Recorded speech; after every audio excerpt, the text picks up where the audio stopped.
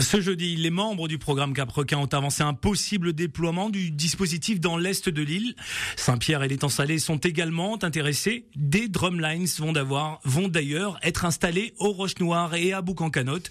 Plus de détails avec le préfet de la Réunion, Jean-Luc Marx. Nous arrivons au bout de la première phase de Cap-Requin, c'est-à-dire les drumlines, ces lignes de pêche qui sont mises en place. Le premier résultat de cette expérimentation, c'est que nous avons un effet de dissuasion par rapport à la présence des requins dans l'espace que l'on souhaite protéger.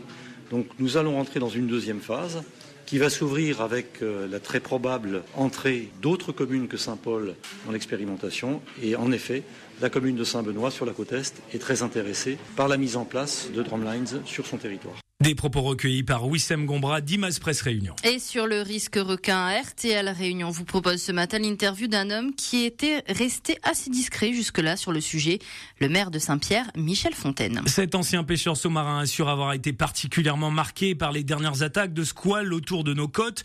Il nous révèle ce matin que des travaux sont en cours, notamment à la pointe du Diable, pour sécuriser ce qui était auparavant un spot de surf très convoité. On écoute Michel Fontaine au micro d'Élodie Georges. Nous avons demandé à la région et à Madame Coipel de nous aider à ce que la pointe du Diable soit véritablement un spot privilégié en toute sécurité de la pratique du surf. Et donc là, il y a un procédé qui a été fait par des Sud-Africains et par des Belges et qui effectivement s'avère être particulièrement efficace. Ça, c'est pour la pointe du Diable. Et de l'autre côté, un système de surveillance avec des ballons au large de cette Terre Sainte aussi. Ça aussi, ça a été acté.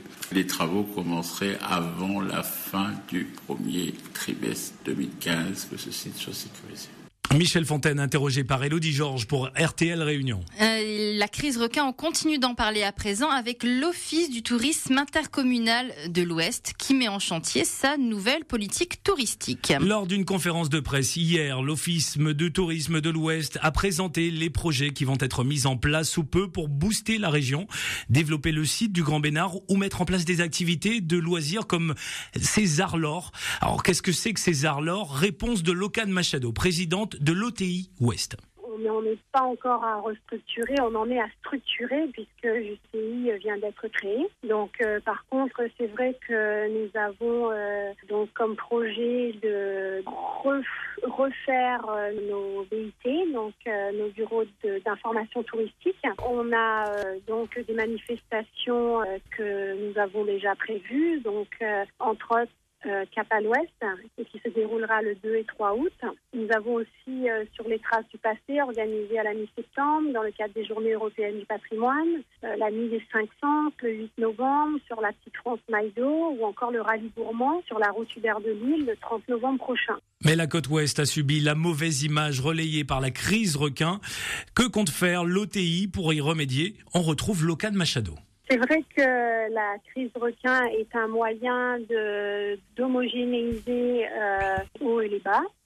Maintenant, je pense que les gens aiment quand même beaucoup encore la mer. Je sais que beaucoup de moyens sont mis en place par les communes pour pallier justement à ce problème et j'espère que très très prochainement on aura des solutions. Enfin, on en a déjà, mais on va commencer à les tester. On a commencé à en tester quelques-unes, mais que tout le programme sera bien au point et que nous pourrons tous retourner à la mer sans crainte. Locane Machado, président de l'Office du tourisme intercommunal de l'Ouest, interrogé par Johan Angama du Studec OI pour RTL Réunion.